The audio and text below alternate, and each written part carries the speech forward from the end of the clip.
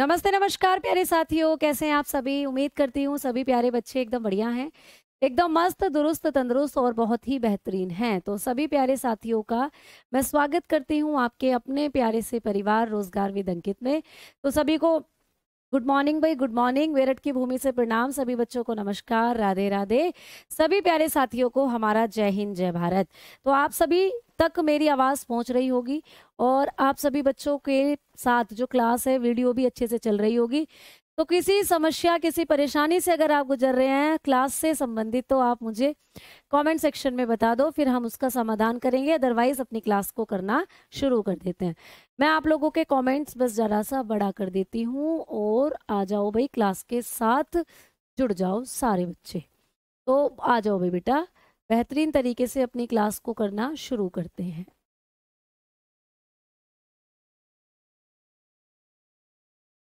तो आवाज तो भाई सभी को पहुंच रही है। गुड मॉर्निंग, गुड मॉर्निंग, जय श्री कृष्ण,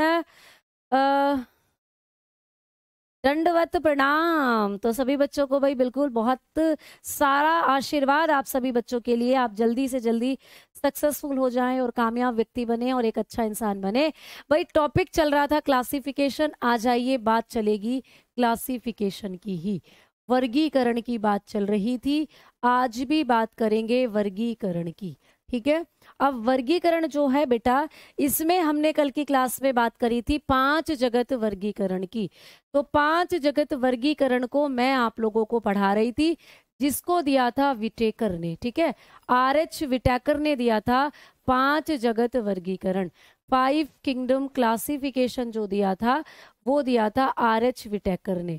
और इसमें उन्होंने 5 जगत के बारे में बताया था। ये 5 जगत कौन कौन से थे? तो पहला जगत था मोनेरा, इसके बाद था प्रोटिस्टा, फिर था फंजाई, फिर था प्लांटी और फिर था एनेमेलिया। तो हम बात कर रहे थे मोनेरा जगत की।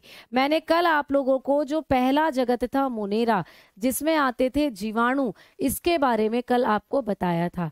तो मोनेरा के बारे में आपने बहुत सी बेहतरीन चीजें पढ़ ली थी। अब हम चलेंगे अगले जगत की तरफ। तो मोनेरा कल की क्लास में हमने पढ़ लिया था, जिसमें आपने जीवाणु के अंदर जनन की प्रक्रिया, बाइनरी फिजन है ना, और जो जीवाणु होते हैं ये कितने प्रकार के हैं, इनमें फ्लैजेला पाया जाता है गति के लिए। तो फ्लैजेला एक तरफ हो तो मोनोट्राइकस, ठीक है, दोनों तरफ हो तो उसको आप लोग क्या बोलते हो, एम्फी, मतलब इस तरीके से बहुत सारी चीजें मैंने आपको बताई थी। लोफोट्राइकस हो जाता है, ठीक है, और आपने पढ़ा था एम्फीट्राइकस पढ़ा था, आपने पेरीट्राइकस पढ़ा था, ये सब आपने कल की क्लास में पढ़े थे। और बैक्टीरिया की शेप के आधार पर भी बैक्टीरिया आपने पढ़े थे कि भाई छड़ाकार है तो बैसिली कहेंगे, गोलाकार है तो कोकाई कहेंगे, सांप के जैसा है लहराते हुए स्पाइरुला कहेंगे, कोमा के जैसा है तो विब्रियो कहेंगे। ये सब आपने पढ़ा था। अब आ जाओ, आज की क्लास में बात करेंगे दूसरे जगत की, प्रोटिस्टा की। तो प्रोटिस्टा की आज चलेगी बात। तो जो प्रोटिस्टा जगत होता है ये है 5 जगत वर्गीकरण का दूसरा जगत। ठीक है, तो प्रोटिस्टा के बारे में बात करते हैं। प्रोटिस्टा, तो मैम प्रोटिस्टा में कैसे जीव आते हैं? आपने जब मोनेरा जगत पढ़ा था कल, तो मैंने कहा था मोनेरा में आते हैं एक कोशिकीय जीव। ठीक है, वैसे ही प्रोटिस्टा में भी कैसे जीव आएंगे? तो बताना, एक कोशिकीय जीवी, यानी दोनों में एक कोशिकीय जीव ही आते हैं, दोनों में एक कोशिकीय जीव ही आते हैं। ठीक है, समझ में आ गई बात? ठीक, अब मैम अंतर क्या है फिर? तो यहां पर मोनेरा में थे एक कोशिकीय प्रोकैरियोटिक जीव, यानी एक कोशिकीय थे लेकिन उनमें कोशिका का प्रकार था प्रोकैरियोटिक। जबकि आप प्रोटिस्टा की बात करोगे तो यहां पर आते हैं एक कोशिकीय यूकैरियोटिक जीव, इसके अंदर आते हैं एक कोशिकीय यूकैरियोटिक जीव। ठीक है, यूकैरियोटिक ऑर्गेनिज्म। ठीक है, तो इसके अंदर आते हैं एक कोशिकीय यूकैरियोटिक जीव। ठीक है, तो आपको पेपर में पूछा जाएगा कि प्रोटिस्टा में कौन से जीव आते हैं और मोनेरा में कौन से आते हैं। मोनेरा में भी एक कोशिकीय थे, बट एक कोशिकीय के साथ जो कोशिका थी वो प्रोकैरियोटिक थी। इस बार क्या है? यूकैरियोटिक। तो बताना, इसमें आते हैं सिंगल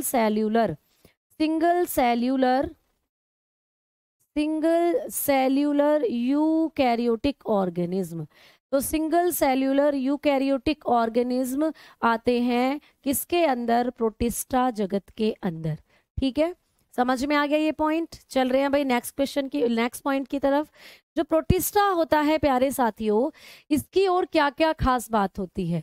प्रोटिस्टा जो होते हैं इसके अंदर मैडम जी कौन कौन आते हैं? तो एक कोशिकीय, अभी अभी आपने पढ़ा था प्रोटिस्टा, अरे यार इसके अंदर आपने पढ़ा एक कोशिकीय प्रोकैरियोटिक जीव हैं, तो इनमें मोड ऑफ न्यूट्रिशन क्या होता है? इनके अंदर मोड ऑफ न्यूट्रिशन क्या होगा, यानी कि इनमें पोषण की विधि क्या होती है? ये खाना कैसे खाते हैं, पोषण कैसे करते हैं? पोषण की विधि आपको पूछता है तो आप बताएंगे कि ये खाना खाते हैं, ये बेटा कई प्रकार के होते हैं, ये होते हैं होलोजोइक, ठीक है, ये होते हैं बेटा होलोजोइक, ठीक है, ये होते हैं पैरासाइट, पैरासिटिक नेचर के भी होते हैं, ठीक है, ये होते हैं प्यारे बच्चे, एक तो होलोजोइक हो गया, एक हो गया पैरासिटिक होते हैं, ठीक है। और आप लोगों को पेपर में पूछ लेगा कि कुछ ऐसे प्रोटिस्टा बताओ जो फोटोसिंथेसिस करते हैं, तो इनमें से कई ऑटोट्रॉफिक भी होते हैं, इनमें से कई ऑटोट्रॉफिक भी होते हैं। तो कभी भी आपको पूछेगा कि ये क्या होते हैं तो बताना प्राणी समभोजी होते हैं, प्राणी समभोजी, ठीक है। होलोजोइक का मतलब होता है प्राणी समभोजी, मतलब दूसरे प्राणियों को, छोटे छोटे कीटों को खाएंगे ये, ठीक है।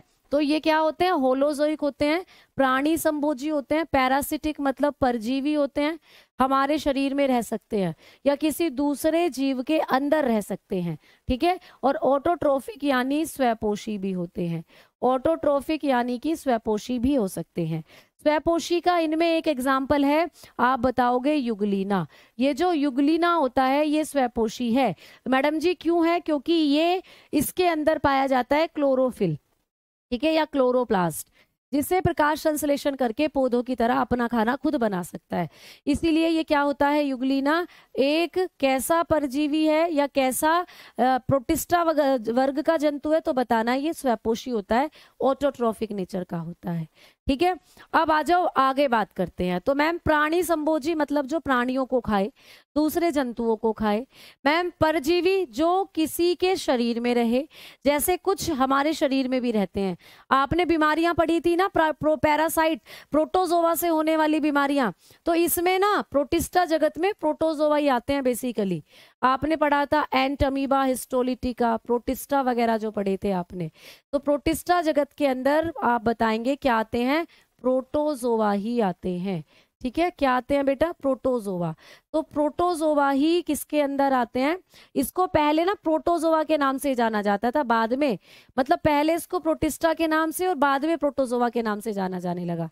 तो ये प्रोटोजोवा ही हैं जो प्रोटिस्टा वर्ग में आते हैं। तो आपने इनका नाम जरूर सुना था, आपने इनसे होने वाली बीमारी भी पढ़ी थी, जैसे प्लाज्मोडियम होता है। प्लाज्मोडियम पैरासाइटिक है, हमारे अंदर जाता है, परजीवी है, मलेरिया फैलाता है। एंटमीबा हिस्टोलिटिका आपने पढ़ा था, है ना, आपने एंटमीबा जिंजीवेलिस पढ़ा था जो दांत में पायरिया कर रहा था। ये सारी चीजें, तो ये परपोषी, ये परजीवी और ये स्वपोषी यानी प्राणी संभोजी, स्वपोषी, परजीवी, सब इनके अंदर मोड ऑफ न्यूट्रिशन है, ठीक है। अब मैं आगे बढ़ रही हूँ, आगे बढ़ रही हूँ, तो अब आप लोगों को पूछेगा यार क्या हो रहा है इस बोर्ड को, आज ये हैंग हो रहा है, बार बार मैं टच कुछ और करती हूँ, टच कुछ और हो जाता है। देखो आज ये बेचारा रेस्ट मांग रहा है, हाँ? अभी तो इतना चला भी नहीं है भाई। प्रोटोजोआ, ठीक है, प्रोटोजोआ। चलो तो भाई प्रोटोजोआ हमने लिख लिया। अब अगला पॉइंट क्या है इनके बारे में? ये जो प्रोटिस्टा वर्ग के जंतु होते हैं ना बेटा, इनमें भी कुछ खास बातें आपको पूछी जाती हैं, या इनके पहले मैं आपको उदाहरण लिखवा देती हूँ, उसके बाद मैं आपको इनके बारे में कुछ खास बातें बताऊंगी। तो इसके एग्जाम्पल में आता है अमीबा, आता है बेटा। अमीबा का नाम सभी बच्चों ने सुना हुआ है, अमीबा आता है बेटा इसके अंदर, ठीक है। अमीबा का नाम सभी बच्चों ने सुन रखा है बेटा। इसी में आता है युगलीना, मैंने वहां पर अभी भी आपको लिखवाया है, इसी में आता है युगलीना, ठीक है, इसी के अंदर आता है युगलीना। इसी में आता है पैरामीशियम, पैरामीशियम इसी के अंदर आता है, पैरामीशियम, ठीक है। पैरामीशियम भी इसी में आता है बेटा, ये भी आपको पूछ लेगा, पैरामीशियम। पैरामीशियम भी इसी के अंदर आता है, ठीक है। इसी के अंदर आता है प्लाज्मोडियम, इसी में अगला एग्जाम्पल है प्लाज्मोडियम। प्लाज्मोडियम भी भाई इसी में आता है, प्लाज्मोडियम, ठीक है, वो आपने पढ़ा था। प्लाज्मोडियम भी इसी में आता है। अब आपको ना इनके बारे में खास बातें पूछी जाती है। आपको पूछा जाता है कि अमीबा इनमें से कैसा परजीवी है।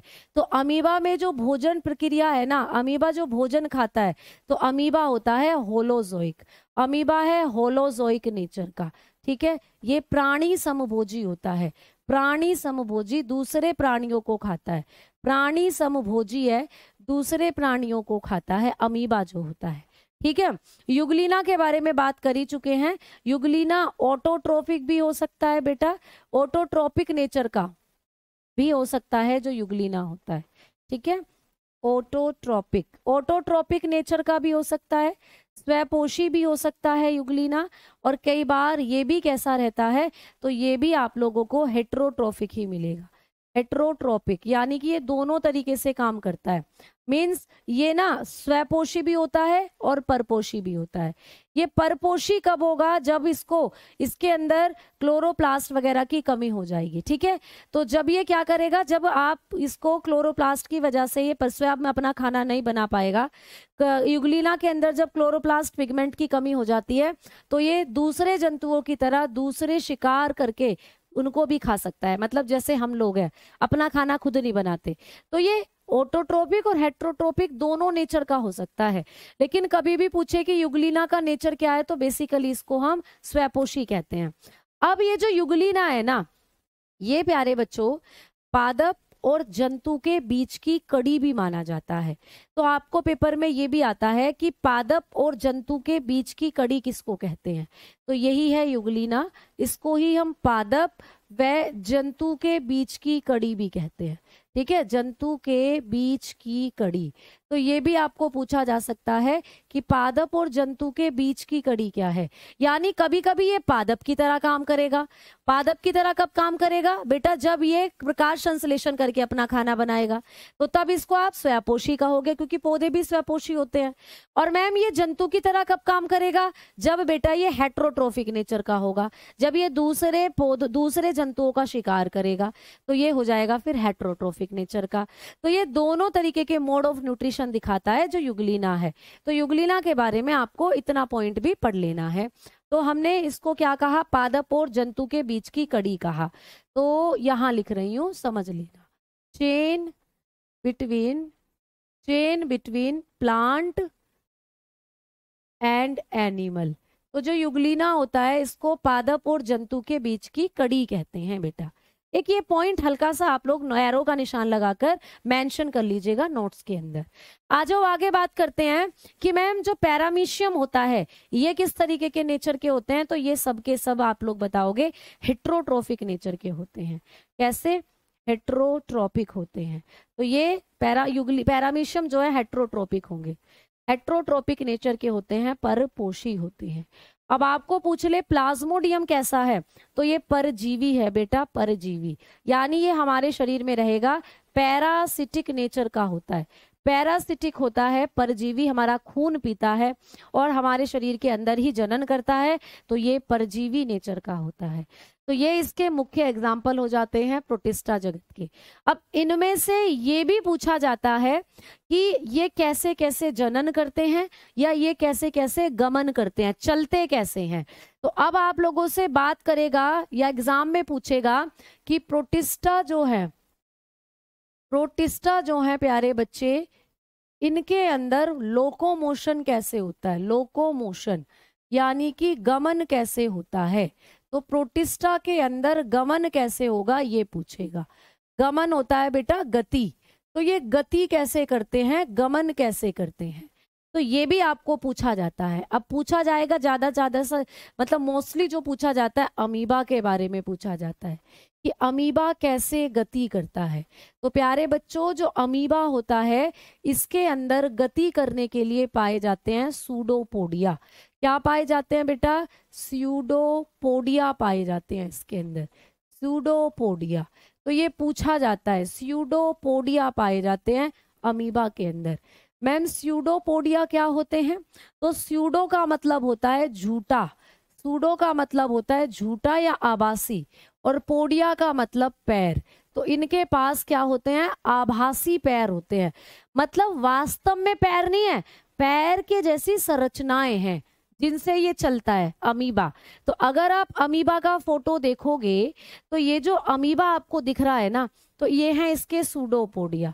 ये जो तुम्हें दिख रहे हैं ना, ये ब्लैक जिसको मैं पिंक कलर से बना रही हूँ, ये इसके सूडोपोडिया हैं बेटा, ये सूडोपोडिया हैं इसके।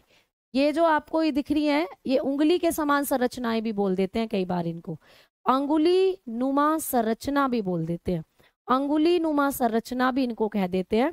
फिंगर लाइक ऑब्जेक्शन, कई बार पेपर में क्वेश्चन आ जाता है कि अमीबा के अंदर उंगली के समान जो संरचनाएं हैं जिनसे अमीबा गमन करता है उनको क्या कहते हैं? तो आप बताओगे उन्हें कहते हैं सूडोपोडिया। सूडो का मतलब होता है झूठा और पोडिया का मतलब पैर।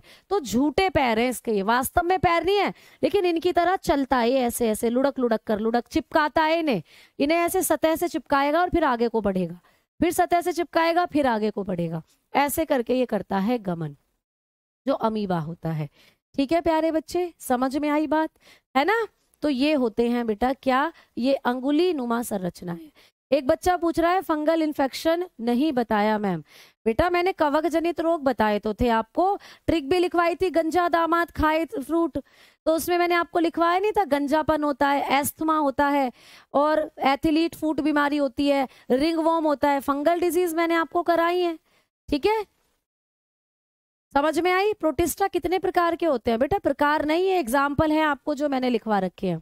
तो ये एग्जाम्पल पूछेगा आप लोगों को, ये सब प्रोटिस्टा के ही एग्जाम्पल है जो लिखे हुए हैं। अब आ जाओ, तो अब हमने बात करी अमीबा में क्या होता है, सूडोपोडिया पाए जाते हैं। फिर आप लोगों को पूछ ले दूसरे नंबर पर कि मैम जो युगलीना था, युगलीना में क्या पाया जाता है, युगलीना कैसे गमन करता है?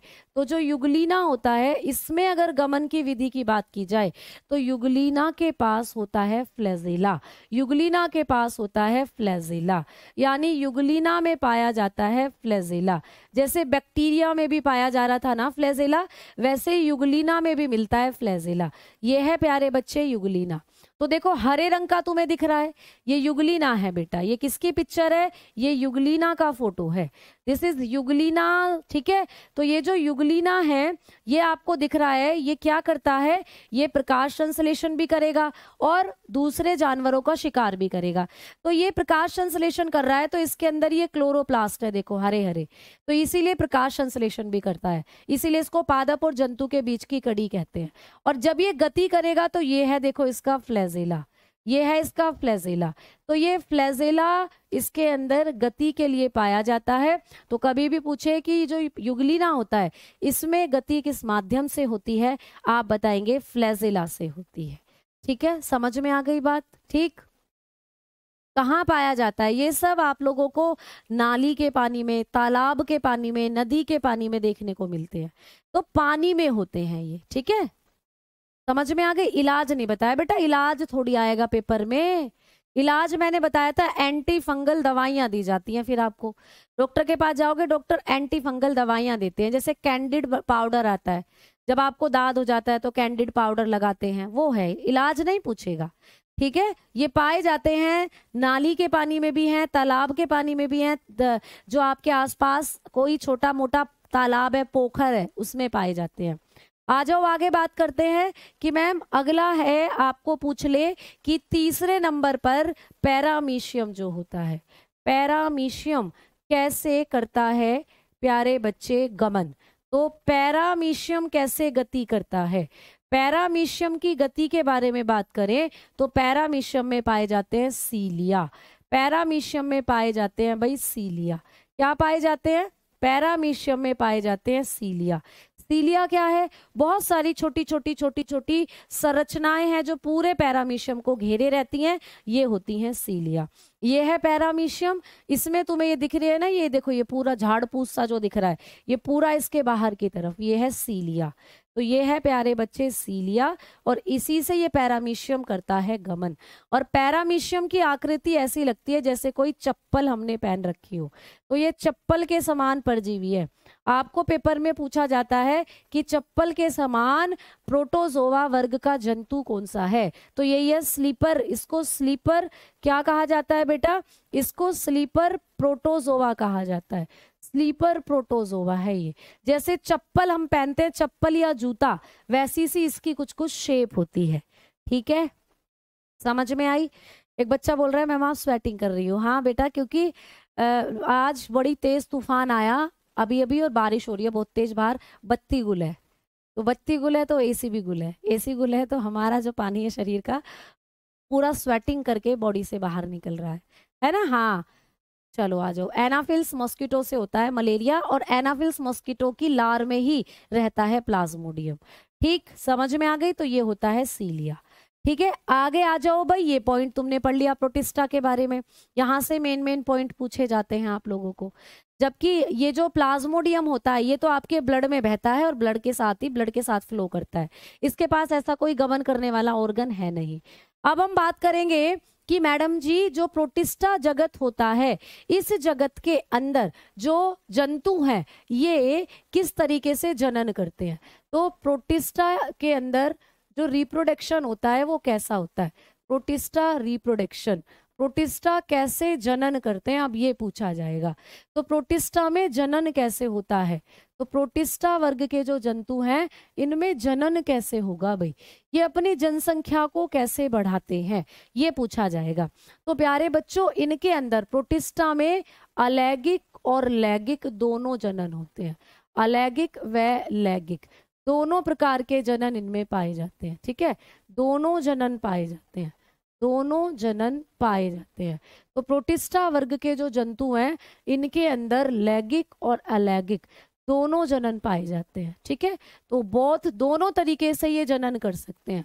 Both type of, both mode of reproduction, इनमें दोनों तरीके के रिप्रोडक्शन प्रोसेस आपको देखने को मिलते हैं। ठीक है, यानी कि असेक्सुअली भी करते हैं और प्यारे बच्चे सेक्सुअली भी करते हैं। यानी इनमें नर और मादा भी बनेंगे और ये बिना नर और मादा के भी जनन कर सकते हैं। तो आइए सबसे पहले पूछेगा अमीबा कैसे जनन करता है। तो अमीबा जो होता है ये करता है अलैंगिक जनन। अमीबा में होता है असेक्सुअल रिप्रोडक्शन।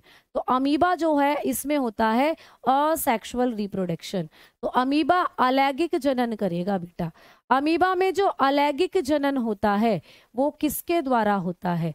अलैंगिक जनन यानी कि असेक्सुअल रिप्रोडक्शन जो होगा वो किसके द्वारा होगा, कौन से मेथड के द्वारा होगा? तो अमीबा में अलैंगिक जनन होता है और वो होता है बाइनरी फिजन के द्वारा। बहुत आता है पेपर में क्वेश्चन, बाइनरी फिजन करता है अमीबा। मैचिंग करने को दे देते हैं कि किस में किस प्रकार का जनन होता है, तो ऐसे एक तरफ अमीबा लिख देगा एक तरफ बाइनरी फिजन, ऐसे मैच करने के लिए आ जाते हैं। तो अमीबा में होता है द्विविखंडन। ठीक है, अब द्विविखंडन तो आप जान ही चुके हो भैया। द्विविखंडन, द्वि का मतलब दो, विखंडन मतलब टूट जाना। ये अमीबा जो होता है 2 बार टूट जाता है। चलो दिखाती हूँ तुम्हें अमीबा के अंदर बाइनरी फिजन। तो अमीबा जो है इसमें जब बाइनरी फिजन होता है तो प्यारे बच्चे ये अपने शरीर को 2 भागों में तोड़ लेता है। तो अमीबा में जो बाइनरी फिजन का प्रोसीजर होता है ये आपको बताना है कि बाइनरी फिजन की प्रक्रिया द्वारा होता है, द्विविखंडन की प्रक्रिया द्वारा होता है। ठीक है, तो बाइनरी फिजन जब आप अमीबा में देखोगे तो कुछ इस तरीके का आप लोगों को नजर आने वाला है। तो प्यारे बच्चों ये है देखो अमीबा। ठीक, तो इसमें देखो ये बाइनरी फिजन हो रहा है। ये एक अमीबा है अकेला, ये एक अकेला अमीबा है, ये एक अमीबा है प्यारे बच्चे। ठीक है, जब इसने अपने आप को अपना जनन करना चाहा 2 भागों में ये तोड़ेगा अपने आप को। तो इसका जो केंद्रक है, ये जो इसका न्यूक्लियस है, ये अपने आप को लंबा कर लेगा, लॉन्गिट्यूड लंबा हो जाएगा और प्यारे बच्चे ऐसे बीच में से पिचक जाएगा और बीच में से पिचक कर 2 अमीबा बन जाएंगे। तो एक अमीबा 2 भागों में टूट गया तो इसी को कहते हैं द्विविखंडन, इसी को कहा जाता है द्विविखंडन। ठीक है, प्लांट में कौन सा कीड़ा लगता है? जिससे वो सूख जाते हैं। बेटा अलग अलग है, प्लांट के अंदर फंगस भी लग सकती है, ब्लैक रस्ट रोग, काला फंगस एक लग जाता है जैसे बाजरे के अंदर, गेहूं के अंदर, वीट लेट ब्लाइट भी लगते हैं। अलग अलग कारण है, कुछ जीवाणु होते हैं, कुछ फंगस होते हैं जो प्लांट्स को क्या कर देते हैं, खराब कर देते हैं। ठीक है, समझ में आ गई बात। बेटा बाइनरी फिजन देख लो, यहाँ पे ये लिखा हुआ। ठीक है, बाइनरी फिजन होता है अमीबा के अंदर। मुकेश प्यारे बच्चे, बाइनरी फिजन होता है। ठीक है बेटा, समझ में आ गई बात। ठीक है, अब देखो आ जाओ आगे बात करते हैं। तो बाइनरी फिजन जो होगा, इसमें क्या होता है, आप लोगों का अमीबा या अमीबा जो भी है 2 भागों में टूट जाता है। आ जाए दूसरा क्या है बेटा, दूसरा आपको पूछ ले कि युगलीना जो होता है, युगलीना के अंदर क्या होगा। तो जो युगलीना होता है इसके अंदर लॉन्गिट्यूडनल आपको मिलता है फिजन, लॉन्गिट्यूडनल फिजन। ठीक है, तो युगलीना में किस प्रकार का जनन होगा, इसमें भी अलैंगिक जनन होगा। तो जब इसमें अलैंगिक जनन होगा तो ये क्या करेगा बेटा, ये भी असेक्सुअली रिप्रोड्यूस करेगा अपने आप को। अब एसेक्सुअल रिप्रोडक्शन होगा जब इसके अंदर, तो ये भी कौन सी विधि द्वारा अपने आप को विभाजित करेगा, आप बताएंगे लॉन्गिट्यूडनल। ठीक है, लॉन्गिट्यूडनल, लॉन्गिट्यूडनल। ठीक है, तो इसके अंदर होता है लॉन्गिट्यूडनल फिजन, ऊर्ध्वाधर फिजन या ऊर्ध्वाधर विखंडन। तो इसमें होता है ऊर्ध्वाधर विखंडन। ठीक है, इसमें ऊर्ध्वाधर विखंडन की क्रिया होती है युगलीना के अंदर। चलो देखते हैं। ठीक है भाई, तो लॉन्गिट्यूडनल, लॉन्गिट्यूडनल फिजन जो होता है, लॉन्गिट्यूडनल बाइनरी फिजन जो होगा, ये युगलीना में आपको देखने को मिलता है। ठीक है, और युगलीना जो है अभी आपने देखा था, एक हरा हरा हरा यानी ग्रीन कलर का क्या होता है, एक प्रोटोजोआ होता है। तो अगर मैं एक छोटी सी वीडियो आप लोगों को, ये वीडियो है, अब आपका जो अमीबा ये है युगलीना, ये बीच में लॉन्गिट्यूडनल ऐसे करके 2 हिस्सों में बट जाता है। चलो तुम्हें यहां दिखा देती हूँ। ठीक है, इसको देखो,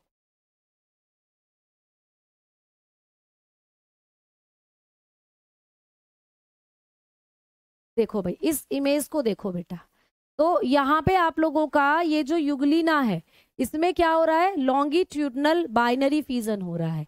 इसमें ये युगलीना जो है ऐसे करके चिपकता है और 2 भागों में, 2 हिस्सों में टूट जाता है। या फिर आप ऐसे समझ सकते हो कि एक युगलीना है इस तरीके से, ये एक युगलीना ऐसे, ये इसका फ्लैजेला है। तो यही युगलीना ऐसे बीच से कट जाता है और 2 हिस्से इसके हो जाते हैं, 2 हिस्सों में टूट जाता है। ठीक है, समझ में आ गई। यहीं पर आपको पैरामीशियम का भी दिखा रखा है। पैरामीशियम में ट्रांसवर्स बाइनरी फिजन होता है, ये इस तरीके से कट जाता है बेटा, 2 हिस्सों में टूट जाता है। तो कहने की बात है कि इनमें होता बाइनरी फिजन ही है, तीनों में है बाइनरी फिजन ही, लेकिन उसके टाइप आपको पूछ ले, लॉन्गिट्यूडनल किस में होता है, ट्रांसवर्स किस में होता है, तो ऐसे आपको बताकर चलना है चीजों को। ठीक है, चलो आ जाओ आगे बात करते हैं। अब आप लोगों को पूछ ले नेक्स्ट, तीसरे नंबर पर पैरामीशियम, तो वो मैंने आपको बता ही दिया। पैरामीशियम जो होता है इसके अंदर आप लोग बताएंगे ट्रांसवर्स। पैरामीशियम जो होता है इसमें कैसा अलैंगिक जनन होगा, तो आप बताना ट्रांसवर्स होता है। ठीक है, ट्रांसवर्स होता है। ठीक है, क्षैतिज या ट्रांसवर्स फिजन या ट्रांसवर्स बाइनरी फिजन आप लिख सकते हो। ठीक है बेटा, समझ में आ गई बात। तो ये नाम याद रखकर चलने हैं आपको, जो डीप में क्वेश्चन बना तो वहां से आपको ये नाम ही दिए जाएंगे पेपर के अंदर। ठीक है, क्लियर बेटा। चलो, कैचुए की तरह, कैचुए की तरफ हैं बेटा, क्या पता नहीं रमेश आप क्या कहना चाह रहे हो। आ जाओ अब हम आगे बात करते हैं भाई। प्लाज्मोडियम की अगर हमने बात करी, अगर हमने बात करी किसकी मैडम, प्लाज्मोडियम की, तो उसमें तो लैंगिक जनन होता है। प्लाज्मोडियम जो होता है इसमें क्या होगा, प्लाज्मोडियम के अंदर बेटा, प्लाज्मोडियम दोनों तरीके के जनन दिखाएगा। ये लैंगिक और अलैंगिक दोनों जनन करता है। इसमें गैमेट भी बनेंगे, ठीक है, लैंगिक व अलैंगिक दोनों जनन होंगे इसमें। इसमें सेक्सुअल एंड असेक्सुअल दोनों तरीके के रिप्रोडक्शन होते हैं, यानी इसमें नर और मादा भी होंगे, और कई बार जब नर और मादा नहीं होंगे तो ये अपने आप को असेक्सुअली भी रिप्रोड्यूस कर सकता है, ठीक है, समझ में आ गई। तो मैम जब इसके अंदर अलैंगिक जनन होता है तो तब ये कैसे अपने आप को रिप्रोड्यूस करता है, तो मल्टीपल फ्यूजन के द्वारा। मल्टीपल फ्यूजन होता है इसमें, मल्टीपल फ्यूजन, बहु विखंडन बोलते हैं जिसको, बहु विखंडन, ठीक है, तो इसमें होता है बहु विखंडन। तो प्लाज्मोडियम में लैंगिक जनन भी होता है और प्लाज्मोडियम में अलैंगिक जनन भी होता है। अलैंगिक जनन कौन सी विधि द्वारा होता है, तो बहु विखंडन, मल्टीपल फ्यूजन। भाई मल्टीपल फ्यूजन में क्या होगा, एक ही प्लाज्मोडियम बड़े सारे भागों में अपने आप को तोड़ लेगा, ठीक है। तो आप लोग बताएंगे प्लाज्मोडियम जो होता है इसमें असेक्सुअल रिप्रोडक्शन की क्रिया जो होती है वो होती है मल्टीपल फ्यूजन के द्वारा। किसके द्वारा बेटा, आप बताओगे, मल्टीपल फ्यूजन के द्वारा। तो आपको बताकर चलना है, मल्टीपल फ्यूजन करता है जो प्लाज्मोडियम होता है। तो इसमें एक ही प्लाज्मोडियम बड़े सारे पार्ट में टूट जाता है। ये प्लाज्मोडियम है, ठीक है, ये प्लाज्मोडियम है जो आपको दिख रहा है, ये प्लाज्मोडियम है। इसने अपने आप को क्या करा, इसके अंदर बहुत सारे न्यूक्लियस बन जाते हैं, ठीक है, ये रे, और हर न्यूक्लियस जब ये प्लाज्मोडियम की मेम्ब्रेन टूटती है तो बाहर निकलता है और नया प्लाज्मोडियम बना लेता है। तो इसमें होता है मल्टीपल फ्यूजन, प्लाज्मोडियम में होगा मल्टीपल फ्यूजन, ठीक है। तो आओ अब हम आगे बढ़ेंगे। तो आप लोगों के लिए जो प्रोटिस्टा जगत था उसकी खास बात जो थी वो आपने पढ़ ली, ठीक है, समझ में आ गई,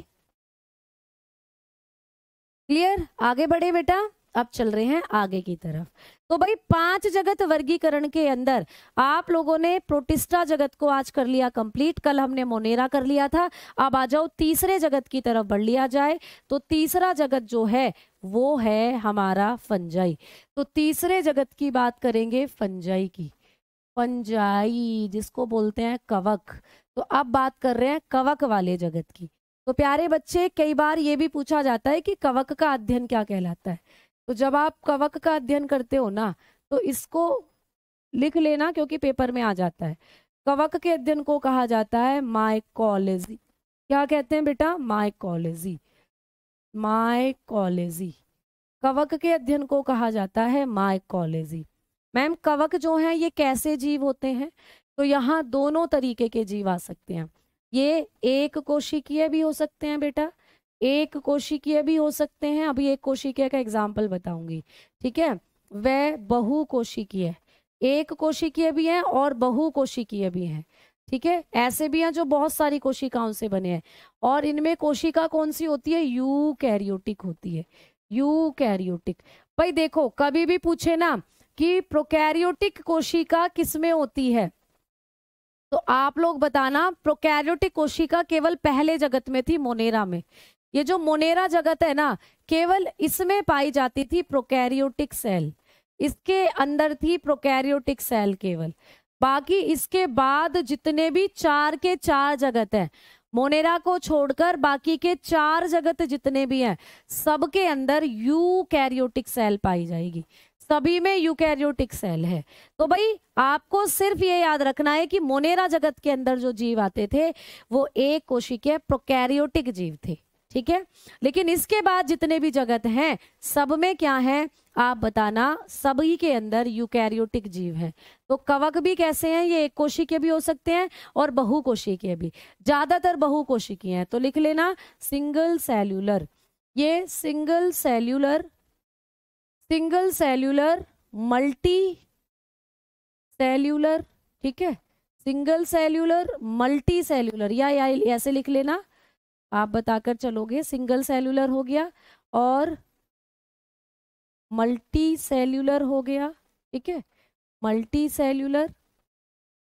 यूकैरियोटिक ऑर्गेनिज्म है, यूकैरियोटिक, यूकैरियोटिक ऑर्गेनिज्म होते हैं, ठीक है, समझ में आ गई बात।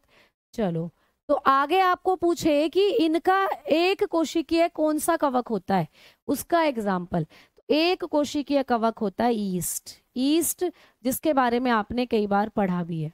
तो ईस्ट जो है ये एक कोशिकीय कवक होता है, ठीक है। बाकी जितने भी हैं बेसिकली वो होते हैं बहुकोशिकीय। अब ये जो कवक होते हैं बेटा, इनके अंदर या ये क्या है बेटा, तो कवक को ना कई बार एक नाम से पुकारा जाता है। कवक को कहा जाता है ये ना प्रकाश संश्लेषी, यानी कि जो प्रकाश संश्लेषण की क्रिया है उसको नहीं करते हैं। तो इनके अंदर मोड ऑफ न्यूट्रिशन कैसा होता है, मोड ऑफ न्यूट्रिशन, ये पोषण कैसे लेते हैं, तो प्यारे बच्चों ये होते हैं हेट्रोट्रोफिक नेचर के। ये कैसे होते हैं आप बताओगे, हेट्रोट्रोफिक होते हैं, हेट्रोट्रोफिक नेचर के होते हैं ये, मतलब ये होते हैं परपोषी, ये होते हैं परपोषी। जैसे कि हम लोग हैं, जैसे जंतु होते हैं, ये अपना खाना खुद नहीं बनाते, तो इनको हम लोग ऐसे पादप भी कहते हैं जो प्रकाश संश्लेषण नहीं करते। तो इनका एक और नाम है, मैं यही लिख देती हूँ, इनको अप्रकाश संश्लेषी, अप्रकाश संश्लेषी पादप भी कहते हैं, अप्रकाश संश्लेषी पादप कहते हैं इनको, ठीक है। तो इनका एक और नाम है, ये नॉन फोटोसिंथेटिक प्लांट है, तो इनको अप्रकाश संश्लेषी पादप भी कहते हैं, non photosynthetic, non photosynthetic, non photosynthetic plant भी इनको कहा जाता है, ठीक है। समझ में आई बात। ये पादपों के जैसे दिखते हैं, ऐसा लगता है जैसे कोई पौधा उग रहा हो, लेकिन वास्तव में ये पौधे नहीं है, ये अलग हैं। क्यों नहीं है ये पौधे, क्योंकि ये प्रकाश संश्लेषण नहीं करते, तो इनको अप्रकाश संश्लेषी पादप भी कहा जाता है, फंजाई को, ठीक है। अब इनमें मोड ऑफ न्यूट्रिशन होता है परपोषी टाइप का, यानी कि ये हेट्रोट्रोफिक होते हैं, ये या तो अपना खाना कैसे बनाएंगे, सड़े गले पदार्थों से बनाएंगे, ठीक है। तो या तो परपोषी है, दूसरों से अपना खाना ले रहे हैं, या फिर ये होते हैं स्पोरोफिटिक, या क्या होते हैं बेटा, स्पोरोफिटिक। स्पोरोफिटिक का मतलब होता है सड़ी गली चीजों से अपना खाना लेना, ठीक है। तो या फिर ये क्या होते हैं, स्पोरोफिटिक होते हैं, स्पोरोफिटिक नेचर के होते हैं। ये बहुत आता है पेपर में, स्पोरोफिटिक मोड ऑफ न्यूट्रिशन किस में होता है, तो ये होते हैं आप लोगों के ईस्ट, ये जो कवक होते हैं। स्पोरोफिटिक कौन होते हैं बेटा, जो सड़ी गली चीजों से अपना खाना ले, सड़े गले पदार्थों से खाना बनाते हैं, सड़े गले पदार्थों से खाना बनाना, डेड डिकेइंग प्रोडक्ट जो होता है उससे खाना बनाते हैं ये अपना, ठीक है।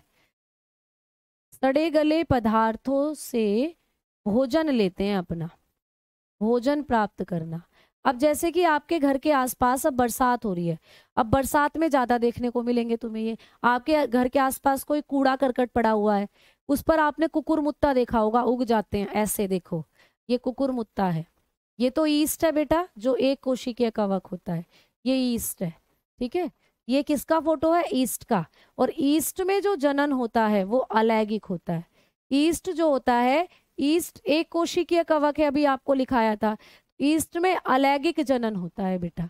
ईस्ट करता है असेक्सुअल रिप्रोडक्शन, असेक्सुअल रिप्रोडक्शन अगर ईस्ट के अंदर होगा तो मैडम जी इसमें कौन सी विधि द्वारा जनन होता है, तो आप बताओगे बडिंग के द्वारा, बडिंग, इसमें बडिंग होता है, मुकुलन के द्वारा इसमें जनन होता है।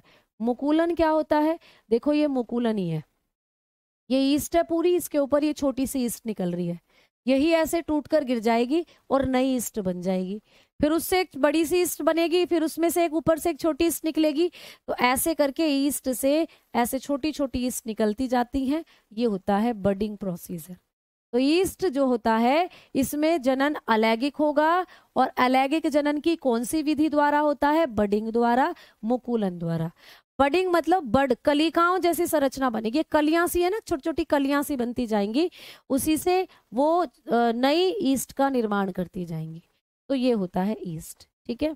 ईस्ट जो है इसमें एक एंजाइम भी पाया जाता है भाई, ईस्ट में एक एंजाइम भी होता है। जो भी बच्चा पीडीएफ बनाता है, मैं एक बार उसको बोलूंगी कि जो भी मैं फोटो दिखाकर चीजें पॉइंट आपको बताती हूँ, उन पॉइंट्स को पीडीएफ में जरूर मेंशन करें प्यारे बच्चे, ठीक है, जो भी बच्चा पीडीएफ बनाता है, जो भी मैं इस तरीके से डायग्राम बना दिखाती हूँ, उसके साथ साथ जो भी पॉइंट्स लिखवाती हूँ उनको पीडीएफ में जरूर मेंशन करें। ठीक, हो सके तो हैंड से ये डायग्राम भी ड्रॉ कर ले। आओ आगे बात कर रहे हैं एंजाइम। ईस्ट के अंदर एक एंजाइम है, पहला पॉइंट तो मैंने बताया। दूसरा पॉइंट, एक एंजाइम क्या है इसके अंदर, जाइमेज। तो इसमें पाया जाता है जाइमेज एंजाइम, इसके अंदर जाइमेज एंजाइम पाया जाता है। ठीक है, तो जाइमेज एंजाइम कौन से कवक में होता है, ईस्ट में होता है। ये जाइमेज एंजाइम किस में इस्तेमाल होता है, तो इससे बनाते हैं अल्कोहल, यानी कि किण्वन की क्रिया में ये इस्तेमाल होता है। किण्वन में इसका इस्तेमाल करते हैं हम, किण्वन की क्रिया में, फर्मेंटेशन। फर्मेंटेशन जैसे शराब वगैरह बनाना हो उसमें इसका इस्तेमाल करते हैं। ठीक है, समझ में आ गई भाई बात। हाँ, बफर हो रहा है अभी तो बेटा, सही दिख रही है मुझे चीजें। चलो आओ अब हम आगे बात करते हैं। हाँ, हाइड्रा, हाइड्रा एक अलग जंतु है, हाइड्रा अलग संघ में आता है। अभी हाइड्रा यहाँ नहीं आएगा। तो देखो ये है कुकुरमुत्ता, आप इसको देखते हो ना कई बार, ये कुकुरमुत्ता है बेटा। यानी कि ये जो कुकुरमुत्ता होता है ये क्या है, इसी को आप कहते हो बेटा सांप की छतरी, कई बार बोलते हो। तो ये मशरूम है बेसिकली, ये एक मशरूम की प्रजाति होती है। इसी ये कवक है बेटा जो मशरूम होता है, मशरूम। ठीक है, तो इसको आप सब्जी के रूप में भी खाते हो। ऐसा लग रहा है कोई पौधा है, बट एक्चुअल में ये पौधा नहीं है, ये क्या है, एक कवक है। ये एक कवक है बेटा। ठीक है, और इस कवक का काम क्या है, ये कैसा कवक है, सेप्रोफिटिक। ठीक है, सेप्रोफिटिक कवक है ये। मीन्स ये सड़े गले पदार्थों से अपना खाना बनाता है। ये मिट्टी है, मिट्टी में जो डिकेइंग पदार्थ होगा, सड़ी गली चीजें होंगी, उनसे अपना खाना लेता है जो मशरूम होता है। ठीक है, अच्छे, क्लियर, बात समझ में आई। तो आज क्योंकि लाइट नहीं है प्यारे बच्चे, देखो ये भी एक कवक है, एस्परजिलस, ये भी एक कवक है बेटा, इसको भी एक कवक कहते हो आप, ये भी एक कवक होता है एस्परजिलस। ठीक है, तो ये भी एक कवक है। ठीक, और कवक के बारे में मैं कुछ पॉइंट आपको कल की क्लास में पढ़ाऊंगी, क्योंकि आज लाइट नहीं है, बहुत तेज तूफान आया, तो मुझे लग रहा है कि और बैकअप नहीं मिल पाएगा इन्वर्टर से। ठीक है, हाँ आपकी मर्जी है, नोट्स निकाल लो या पीडीएफ, नोट्स बना लो या पीडीएफ से पढ़ लो।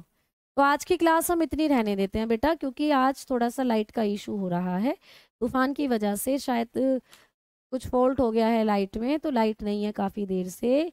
ठीक है, और इन्वर्टर जो है वो इतनी देर का ही बैकअप दे पाता है। तो कल की क्लास में मैं आपको इससे आगे की चीज़ें बताऊंगी।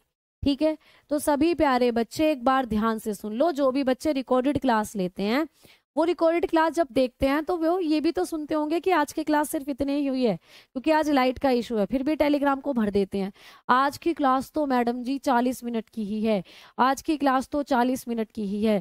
फिर मैं उनके रिप्लाई करती करती थक जाती हूँ, इसीलिए पूरा टेलीग्राम हैंग हो जाता है, फिर उसमें रिप्लाई भी नहीं हो पाते। तो प्यारे बच्चे, कुछ चीज़ें क्लास में जो इन्फॉर्म की जाती हैं उनको रिकॉर्डेड क्लास जब देखते हैं तो सुन लिया करो। ठीक है, तो आज की क्लास लाइट इशू की वजह से आज इतनी ही होगी, तो टेलीग्राम में बार बार आप ये मैसेज ना करें बेटा। ठीक है, समझ में आ गई। हाँ, इसका सीजन अब आ चुका है, क्योंकि ये मॉइस्चर में उगता है नमी वाली जगह पर, और बारिश में अब सारी चीजें गीली हो गई हैं, फंगस उगेगी हर जगह। लकड़ी कहीं कटी हुई है उसके ऊपर भी फंगस उग जाएगी, अब हर जगह फंगस मिलेगी। ठीक है, समझ में आ गई बात। चलो तो धन्यवाद। चलो आ ही गई लाइट, नहीं रुक जाओ रुक जाओ लाइट आ गई है तो पूरी कर लेते हैं भाई क्लास को अब हम। ठीक है, ठीक है मैम, आपने इस बैच में ब्रेन वाला चैप्टर करवा दिया क्या बेटा, अभी नहीं हुआ है शायद। ठीक है, चली गई, फिर से चली गई। अब मुझे लग रहा है उसका कुछ टेस्टिंग का काम चल रहा है लाइट का, पता नहीं चल रही है कि आएगी या नहीं, तो आज की क्लास इतना ही रख लेते हैं। ठीक है, चलो तो भाई अब हम चलेंगे, कल की क्लास में मैं आपको पढ़ाऊंगी। चलो धन्यवाद, नमस्कार, राधे राधे, जय हिंद, जय भारत।